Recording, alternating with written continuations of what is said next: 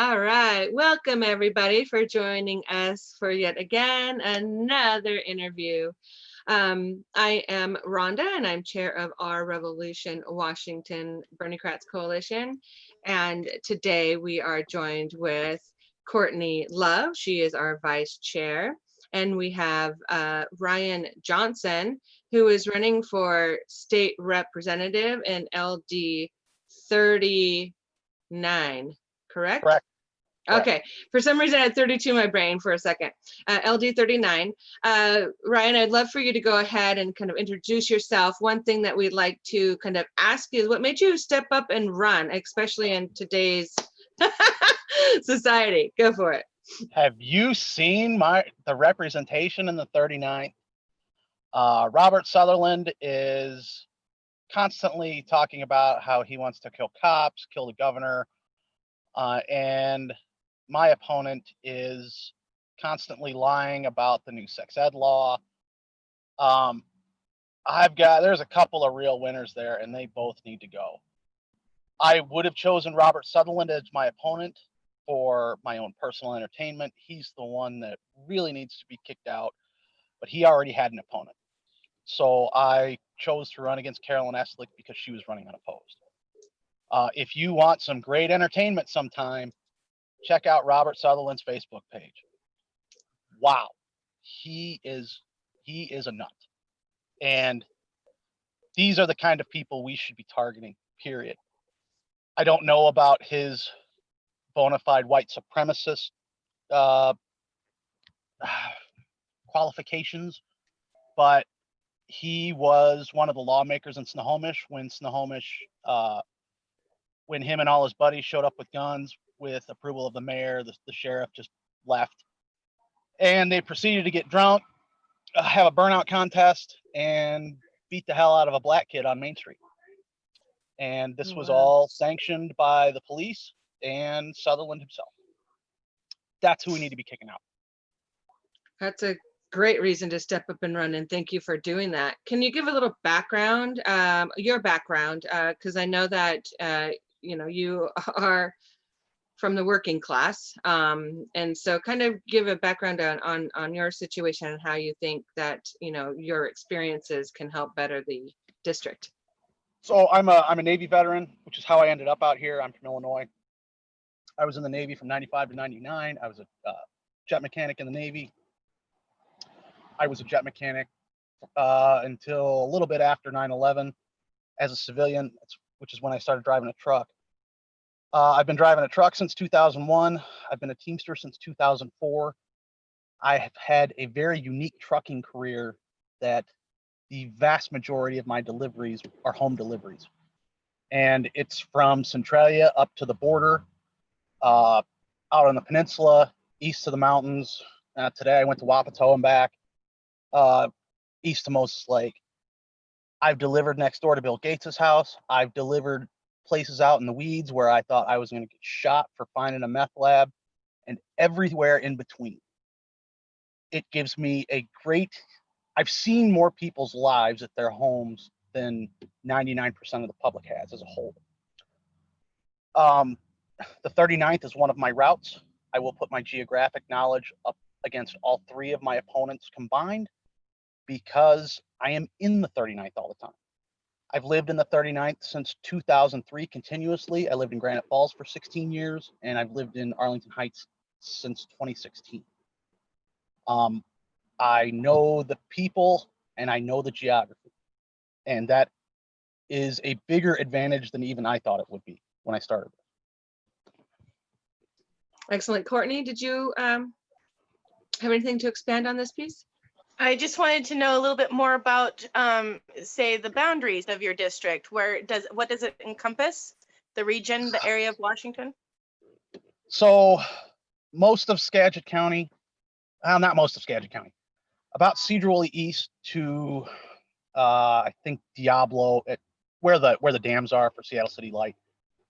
And then it has Skykomish, and then it runs west to the very east end of Snohomish, and then it runs kind of up Route 9 back up to Cedar Woolley. So in Arlington, pieces of Lake Stevens, the outer east edge of Lake Stevens, pieces of Marysville, Arlington, Clear Lake, I guess the very east side of Stanwood. It's a weird district, but it's geographically very, very large, and it's 2 counties. Thank you for that. Going through your questionnaire, and as you mentioned, it mentions that you're a Teamster, that you're a veteran, and you regarding, when our questionnaire was written, it was before George Floyd hit the news, and so it did already, it had some stuff about Campaign Zero and Black Lives Matter. It wasn't unaddressed in our questionnaire. You mentioned ending qualified immunity, and would you like to expand on that a little bit more in the light of the current light, not the light that we wrote the question? Good, because I don't remember the question. I've been a Black Lives Matter. Yeah, it was about Black Lives Matter and police reform. I've been a Black Lives Matter supporter for years. One of the things I also did in the Navy was I was on ASF, which is like the civilian equivalent would be a reserve base cop, or the civilian equivalent of what I did in the Navy would be a reserve sheriff's officer. And I carried a gun and I took the deadly force training. And I can tell you for a fact, there is a reason shootings on military bases do not happen by either civilian law enforcement on military bases or military law enforcement. And that is because when you went through your deadly force training, we were trained by Marines, they made it very, very clear. If you shoot somebody, at a minimum, you will go to a shooting board, you will most likely go to a court martial. If we find this was unjustified, you will go to prison. Period. End of story. And for an example, and this was in 1996, 97. I was on it for like 2 years. I'll give you one great example. In the Navy, the excuse of "I thought he had a gun" means you will spend the rest of your life in prison. And the reason that means you will spend the rest of your life in prison was because "I thought he had a gun" meant you did not know what you were shooting at. Know what you were shooting at was the first rule of deadly force. And you cannot say "I thought he had a gun" and know what you were shooting at. Those two things cannot exist in the same place.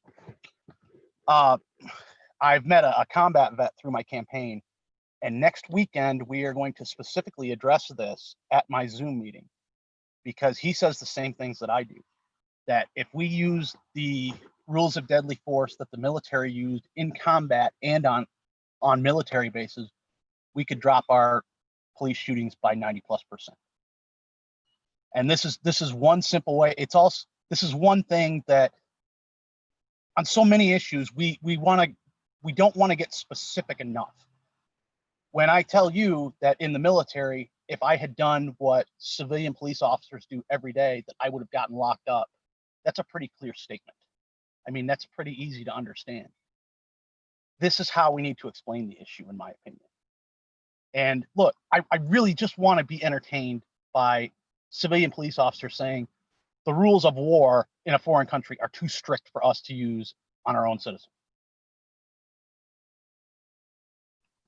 Did I answer your question? Yeah. Thank you. That We was were kind great. of stunned silent for a moment because it's nice to have that level of passion and knowledge come forth in that subject. Y'all should come to my Zoom meeting next weekend. We might just do that. All right. So thank you for that response. At the state level, we have we have a law against rent control. Can you tell us your views on rent control and other housing issues like tenants' rights, just cause eviction and the like? I can tell you this. I've only had 2 landlords and they were both crooks. On this issue, I think if you want to do rent control, fine. I don't have a problem with that. We're missing the bigger issue, and that homelessness and people getting evicted is as much of an issue of low wages as anything else. And what we need to be addressing, we can't just address one or the other. We have to address both.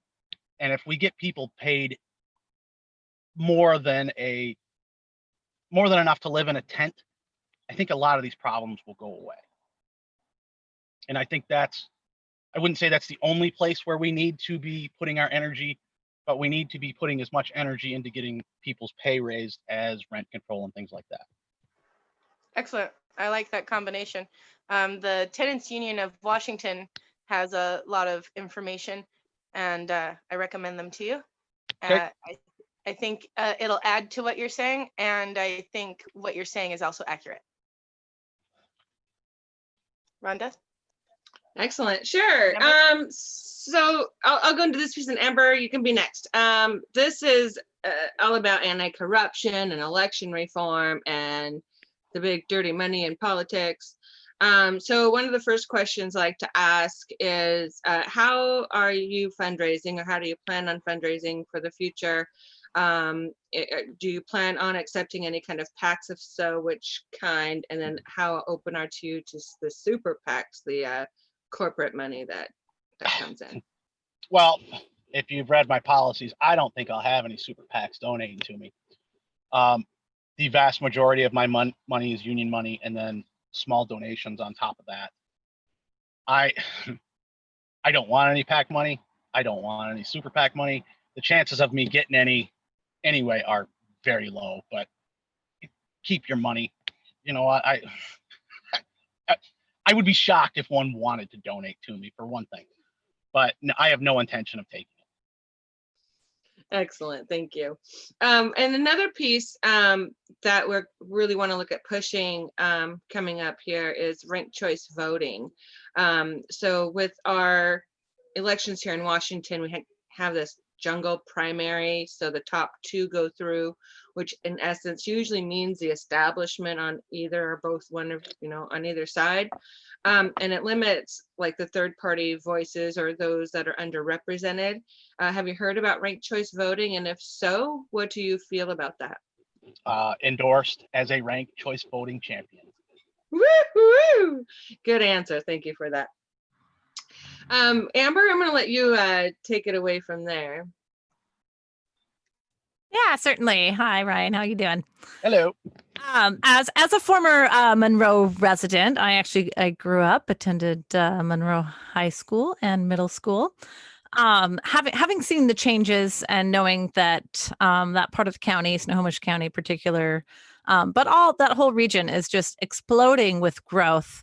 Knowing that your district really, carries more of the rural areas, I would say, but despite Monroe proper, or the Highway 2 corridor, I'd say, but the areas in between have long been used for recreation.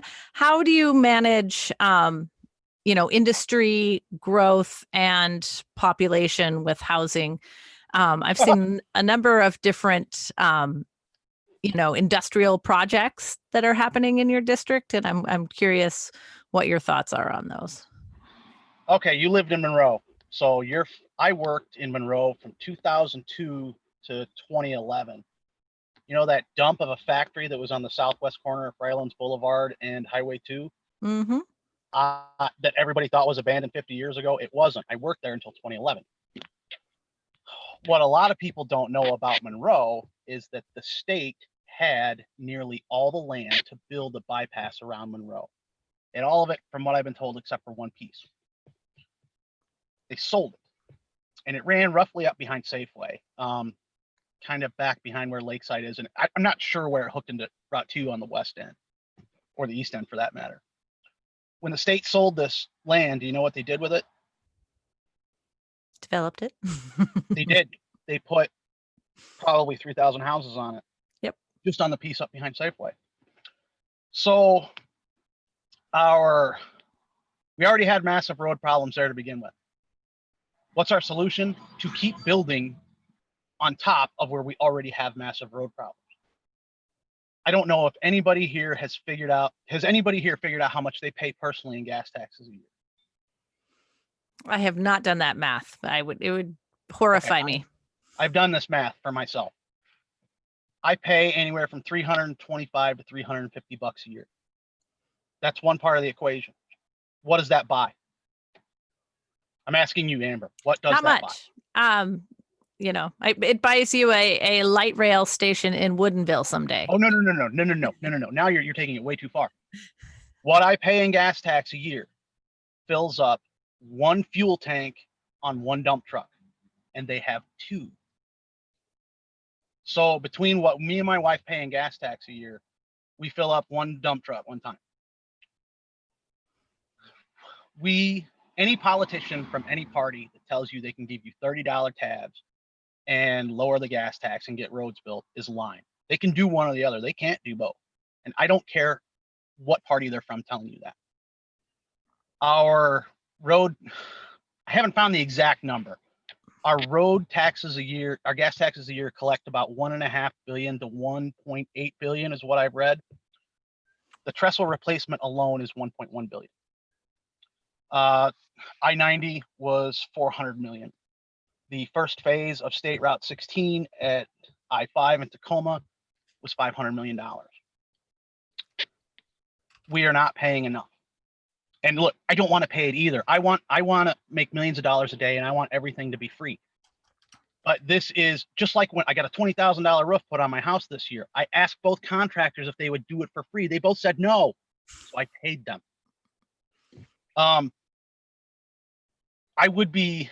I don't know how long. Well, you've lived here forever.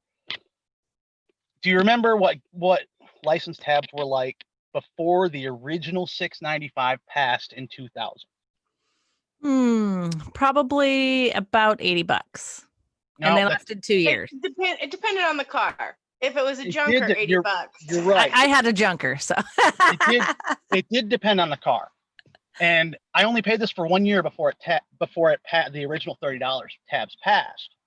But I had this beat up little '96 Ford Ranger that might have been worth $2,500 because I just beat the hell out of it. When I got my tab bill, it said that my '96 Ford Ranger was worth $500 less than what I could have gone and bought a brand new one for in 2000. And I also had this beat up Buick that I drove back and forth to work. It was like an 81. It was $25. I cannot tell you how many progressive people I have talked to who voted for $30 tabs just because they were mad that when they got their tab bill, they were told their $3,000 car was worth $12,000 and they got taxed off that amount. We should go back to the pre-695 tabs, with the exception that everybody's vehicle is rated on the Kelley Blue Book average value, and we crank the tax rate up there. I don't want to pay it either, but this is an either or. You can have $30 tabs, or you can get roads built. You cannot have both. You will not have both. Side note of this, pre-695, if you couldn't afford a nice car, to register your car was nearly free. And the most expensive vehicle I have to register today, and I have lots of cars, but our primary vehicles are a 2014 Cadillac, a 98 Camaro, a 79 Camaro that's registered as a collector, so I only had to register that once, and a 79 Chevy pickup. The most expensive vehicle I have to register is that 79 Chevy pickup, and it's like $108, and it gets driven less than 1,000 miles a year. But pre-695 license tabs were somewhat of an income tax, and we've done away with that. And we have shot all our transportation funding in the process. No, you cannot have it all ways at once. We will not have roads built the way we're going, period. It's not debatable. You cannot make a dump truck get 20 miles to the gallon and run for 7 years on one tank of fuel. Can't happen. So how do you feel about keeping the rural areas rural and still supplying housing in these areas? For one, we're not doing a very good job of keeping the rural areas rural. If you have noticed, especially down the Route 2 corridor, development it's in gold bar now. So for one, we haven't done it. I don't have a problem locking up large tracts of farmland to keep for farming. That's a land use policy. I'm fine with that. What I do have a problem with is developing all these areas, putting in 10,000 houses in on where your infrastructure cannot support it, either your roads. I'm a volunteer for the Arlington School District. Until last year, Arlington School District got 0 impact fees. And now they only get a portion of it. I think it's like if you build a new house in Arlington, I think $500 goes to the school district, but that only applies to homes and apartments with more than 1 bedroom. So you're behind, your schools are behind, your roads are behind, all your public services are behind. And that we need to re-examine our development policies as a whole, not just, worry about keeping the rural areas rural and urbanizing the hell out of all the cities. Because both of these plans have problems because neither of them are addressing fixing the infrastructure needed to do both of those. So I know one of the new things that's come up in your area is annexing Wallace Falls State Park from DNR control into county control, and making it a Snohomish County park. And I know there's been some pushback. I know from the legislators in my area in District 1, because they're concerned because DNR is using timber money to pay for special education and also heavily spraying pesticides in these areas, just in my eyes, kind of a self-fulfilling prophecy, because education dollars and spending is going up because special needs is going up, yet we're using chemicals that cause special needs to pay for I see it. where you're going with this. Yes. So as this, it would be, a situation that the county would have, it's actually county land managed by the state DNR right now. But these FPA forest practice agreements that are happening up and down the Cascades allow for 3 years worth of timber spraying without any notification once the FPA is allowed. And I wanted to get your take on these practices. I grew up in logging camps, and I grew up in a timber family. So I was curious what your thoughts are. I'm not a fan of spraying like on the scale you're speaking of, and we've talked about this before, and you are absolutely the expert on this subject. I'm not going to question your knowledge. When I deliver in Moses Lake, the ramp for the Forest Service aircraft are the fleet. They're all contractors. None of them are run by the state. That's right next to where I deliver in Moses Lake. Everything from a DC-10 on down to little prop planes. That's not environmentally good either. And I am in favor of managing forestry so everything doesn't burn up. I don't think wholesale spraying accomplishes that. I mean, that just kills everything. So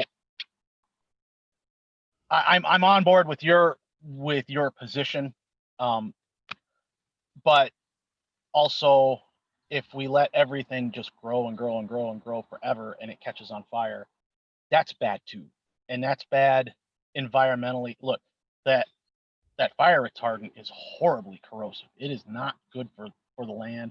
Not to mention flying DC-10s in at 500 feet and dropping 40,000 pounds of that stuff on the ground. That's not good for the environment either. This is an area where I do think that balance could and should be achieved. Great. And- Yeah. They one of the, just so you're aware, the conversation is when you're basically monocropping timber, you have all your roots at the same level in the soil, so it's not bringing moisture into different levels, depths of the soil, which would actually reduce fire hazard. Right. Um, Right. But and that's we've And seen like, I'm not an expert on that. I'm not an expert on forestry management. Look, I'm from Illinois. We had, that. but We can talk about beets too. ooh, you know what they do with those in Illinois? They grind them up and they spray them on the roads in the wintertime, which is the perfect use for beets as far as I'm concerned. But watching all those planes take off and being a former jet mechanic, that is not good. You know, and not to mention just the expense. And there has to be a better way than how we're doing it now. Thank you. Yeah. Courtney, I saw you were wanting to. Regarding how it was back to the housing, you know, if we disallow urban sprawl, it kind of means that we have to do urban density. And like I talk about it like, oh yeah, I'm totally pro urban density. Well, I was a homeowner in the oldest part of my town, in a nice and it was working class despite being old, and you know, 100 years old houses that were over 100 years old, lovely craftsmen. Like I couldn't imagine my neighborhood being like kind of pushed, made into an apartment centered neighborhood, but that is kind of what we're moving towards.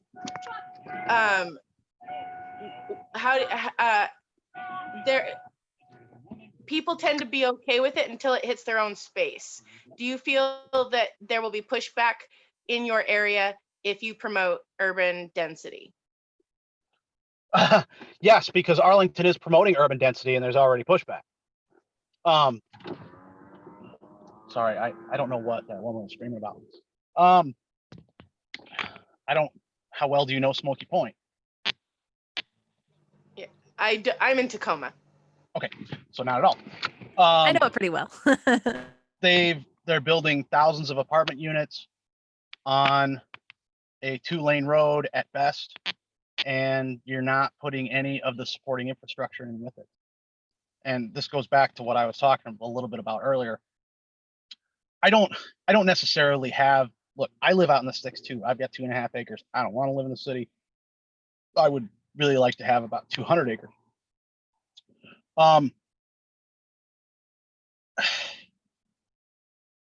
When I started with Eastside delivering block in 2002, I was amazed at how many new developments were built with the homes literally 8 feet apart. And that is basically anywhere in the growth management area. And when I say 8 feet apart, I'm not exaggerating. The forklift I had was 8.5 feet wide. It would not fit between those houses. And that was the vast, vast, vast majority of development. I don't have a problem with urbanization. I don't have a problem with moving out farther either. Provided we still have enough land to feed ourselves. Where I'm going with this is, no matter if you want to build up in Seattle or Arlington or Cedar Woolley and pack everybody in one place, or if you want to spread them out, fine. You still have to do the supporting infrastructure with it. And I don't care where that is. If you want to build 20,000 houses in concrete, go ahead. But you're going to have to put in roads. You're going to have to put in internet. You're going to have to put in the electrical lines to support that stuff. So I don't think the reason we don't do this because we don't want to pay for it, period. We don't want to put higher impact fees on these housing units to build roads, because it cuts down on the profit of these units and it makes them more expensive. But no matter where we do this, until we require the supporting infrastructure, whether it's building a 30-story building in Seattle or a 500 building development in concrete, until we require the supporting infrastructure to be built with it, the problems are going to be the same in Seattle or concrete. And they're just repackaged a little differently. Yes, people in Arlington are angry about urban sprawl. Why are they angry? Because you can't get down 172nd now without taking an hour to go half a mile. When you put 2,000 more apartments on it, it's only going to get worse. I hope that answered your question. If not, ask again. Yeah, no, I think it's good. And I think that, regardless of what answer the group comes to, like sprawl or in density, having your dedication to infrastructure and logistics is, I think, an enhancement to the discussion. So Thank you. Thank you. I want to go into healthcare, if that's okay with you. Yes, Here in Washington State, and you're running, for state rep, it's actually quite important piece to what we're fighting for coming up, especially when healthcare is tied to employment, and with COVID-19 and a lot of jobs being lost, there's a lot more people who aren't going to have their healthcare coverage that they need. Have you heard about the whole Washington Healthcare Trust? And if so, you open, or do you plan on supporting or being a champion of that bill? I support any type of national healthcare bill there is, including whole Washington. I don't know how many of you read my Facebook page before this started. There's a story on there about how I bought my car trailer in 2009. But the first thing I used it for was to move my in-laws out of their homes, and they had two, due to medical bankruptcy. And medical bankruptcy will take everything from you, including your retirement. It will take your home. It will take your assets. It will leave you with your household goods and one car. And that's what they were left with. That is 100% tax. That is not 100% income tax. That's 100% tax. I build custom models on the side. I'm semi-professional, which means sometimes people pay me to do stuff for them, but I can't make a living at it. So if I don't know how to do something, I'll just look it up on YouTube and go from there. In my life, I have never, ever, ever looked up the most expensive and least effective way to do something, which is how our healthcare system works. Healthcare expenses are expected to go up as much as 40% next year because of COVID and because so many people have lost their healthcare coverage. It's not national healthcare that's unaffordable. It's our current healthcare system. It's already the most expensive in the world. This is its death spiral. Because if they do go up 40% next year, nobody's going to have it because nobody can afford it. It's over. Throw it out the window. They've ripped us off for long enough. I don't care about bankrupting insurance companies. That's just sweet justice, in my opinion. It's time for a national healthcare system. I don't care if we do it on a state level or if we do it on a national level first. Let's get it done. Excellent. Thank you very much. Yeah, that whole Washington Trust, so they're projecting about $8 billion of deficit this year because of COVID and things. And the whole Washington Trust in and of itself saves Washington State about $9 billion a year. So we could make sure everybody is covered and still have a little extra at the end. So yeah, so I'm all thank for you. Yeah, thank you for that. Courtney, Amber? Go for it, Courtney. She's pointing at you. Okay. Let me see. What is your position on state bank? I heard Bob Hasagawa's presentation a couple weeks ago. I am for that 100%. And I know North Dakota is the only one who has one. We are foolish not to do this. And anything that gives our current banking system the finger is great as far as I'm concerned. And for those who say, well, the state can't run anything, I promise you, the state can run a bank as good as private industry can. That's a pretty low bar. Because every 10 years, we have to bail out the private banks to the tunes of trillions of dollars a piece because they've run them into the ground again. The amount of tax revenue and money that could be generated by the bank itself is shocking. Even if it's only 10% of that, let's do it. Awesome. Thank you. All right, Courtney, I saw you unmute. So when you were talking about, the need for infrastructure, the need for tabs, the need to pay taxes, we got to pay for things. How do you so the state is prohibitive with with an income tax, but there's considerations for wealth tax or changing the rules around the limitations of our current system with income tax. Do you think the wealthier and industry should be paying more in taxes? And will you work on making that happen in the legislature? Absolutely. There's two subjects here, though. One is what I would like versus what can get passed at the ballot box. I do not think an income tax will pass, period. So we have to work outside that system.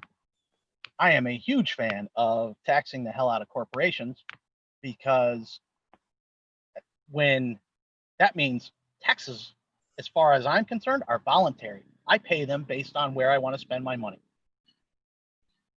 Do you see what I'm saying? As opposed to our current system now where taxpayers end up having to give billions of dollars to Boeing, or we just had a truck stop built in Arlington a year ago. Well, we're going to pay $300,000 for the stoplight that has to be installed because of the truck stop. And this is city funds. And they want to build a $10.5 million roundabout to accommodate the traffic from the truck stop. What a waste that is.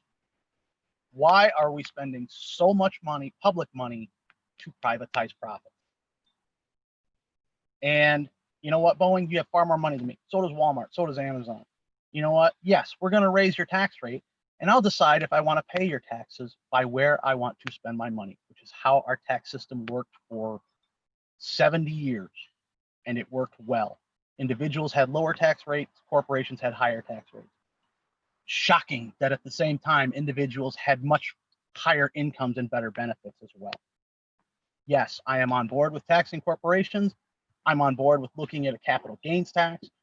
I'm on board with taxing the hell out of the rich because we need to tax the hell out of the rich just to get them to pay the same tax rate as the rest of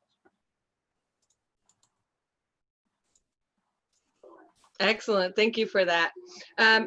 If there's anything pressing, Amber, Courtney, let me know. Otherwise, we'll go into our ending spiel, but I want to check with you guys first. I think Courtney has something. Yeah.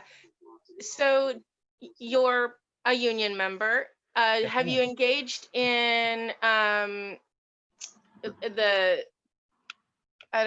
leadership aspects, or how do you engage within your union, and what will you bring from that? How do we organize the unorganized masses? I'm a rank and file Teamster, mostly because my schedule is horrible and I can never make a meeting. However, I am also a Snohomish and Island County Council now. Snohomish Island County Labor Council trade up volunteer. I'm the freight instructor. What we do is we get as many different trades as we can together. We all bring equipment. We go to a high school and we teach kids how to get into trades straight out of high school. It's a great I wish somebody had done this for me when I was in high school. Where I really, really, really wish somebody had done this for me was when I got out of the Navy. And I organized one of these for separating Navy members in Smoky Point. A lot of kids don't know what a union is. That has been erased from our schools, period. On my campaign Facebook page, I have apprenticeships offerings from Ironworkers 86 and IBEW 77, their linemen. As we speak, I will help anybody, anywhere, anytime who wants to form a union and or join a union.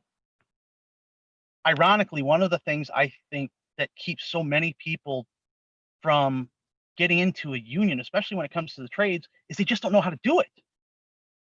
And I was a Teamster for like, I've always been an employee Teamster too. I've never worked out of the hall, but I was a Teamster for like 5 years before I learned how to get into somebody like the operators or the electricians or something like that. I will help anybody with this that wants to help, and that is a permanent offer whether I win or not. If you want to get into the electricians or the operators or the linemen, I can at least show you where to go and who to talk to. I can't guarantee you an in, but I can at least help you with the first step. Excellent, thank you. In Tacoma, we have a liquefied natural gas facility being completed at the Port of Tacoma. And so at the port, there are a lot of longshoremen. It's the air they breathe. They feel that an LNG fueled tanker would pollute the air less. So it would be a positive impact on themselves, despite the risk of this giant tank. Lately they've been starting to come around. I think they're taking leaning towards more of an environmental view of this rather than like a macro environmental view rather than a micro environmental view. But labor doesn't always agree. And when it comes to LNG plant, at least historically, there has been conflict within labor about whether or not to fight or support the LNG plant. So how do you negotiate those kinds of conflicts between labor? I am well aware of these conflicts. I'm not, look, if y'all had labor will go where the money's at. You know, I don't care if, you know, it's not an insult to me as a Teamster to haul windmill parts instead of pipelines. Money's still the same. They, in terms of the port specifically, and I've spent a lot of time in the ports of Tacoma as a truck driver, the scraps program required trucks this year to be 2013 and newer, and they were subsidized. So if you spent 80% of your time in the ports, and they know that off your tracking tag, you could get up to $30,000 to buy a new truck, provided they scrapped your old one, which was a requirement of the program. All of the equipment in the Port of Tacoma now is going to Tier 4 emissions, which is the highest tier of diesel fuel emissions there is. Here's how I can tell you not to negotiate the deals you spoke of specifically. You cannot tell the labor unions, hey, don't do this, you're killing the planet, and if you do this, we're going to tell you to go to hell. Because the labor unions will tell you to go to hell. And I have seen this personally myself. What the environmental movement needs to do, and I've already said this in my multiple union endorsement meetings, is I'm a big fan of green energy. Green energy is coming whether we want it or not, because as somebody whose family owns a ton of coal land in Illinois, you cannot dig that stuff out of the ground anymore because it's not worth it. What the environmental movement and the labor movement needs to do together is they need to create the schooling, they need to create the infrastructure, they need to create the projects together and become the experts at building all of these things. This is how because both sides are negotiating the future here, whether they know it or not. If you want to fix this problem, this is how you do it. Thank you. You could have stopped with labor follows money, and I feel like that clarified everything. Well, we got to And get paid somehow. yeah, I and mean, it's not an insult, and I don't intend it as an insult or a compliment. It is like reality, and it's like you got to make the good stuff valuable. The right path to pay off. right. Yeah. Correct. Okay. Thank you. That was great. All right, now I'm done, Rhonda. Excellent. Anything last minute, Amber, that you wanted to get in? No. All right. So we'll take this time now to make sure that to give you time to give a little spiel if you like, and especially like highlight some things that maybe we didn't ask you about that you would really like our voters to know. And then also let people know where to find you. Okay, my primary, since nobody knows how to campaign during a pandemic, including me, my primary resource is Facebook, Ryan Johnson for 39th LD on Facebook. Feel free to message me with any questions or issues I can help you with. I'm a first-time candidate, as I'm sure many of you have seen by now. I'm not polished. I don't speak politician. Ask me something, I'm going to give you the straight answer, even if it is politically unpopular to me. And some of my positions are, as you have all seen by now, are very politically unpopular to me and to the state as a whole, I think. But I'm tired of politicians telling us we can have it all ways at once from both sides, because we can't.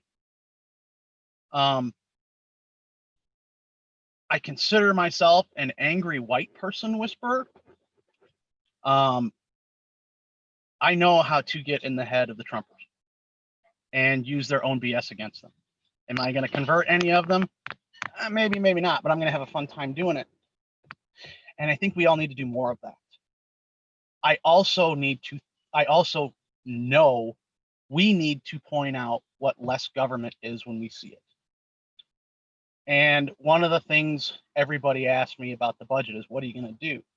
One of the things I am going to do, I have already said, is the state budget process next year is not going to be good. And a whole lot of people are going to get the less government they have voted for the first time, and they are not going to like it. I pride myself on speaking to issues in ways that people understand and connect to their own daily lives. I think we should all do that. And look, that was one of the things that Bernie Sanders excelled at above every other politician in my lifetime. I think we should all do that. And I will be happy to do this for you.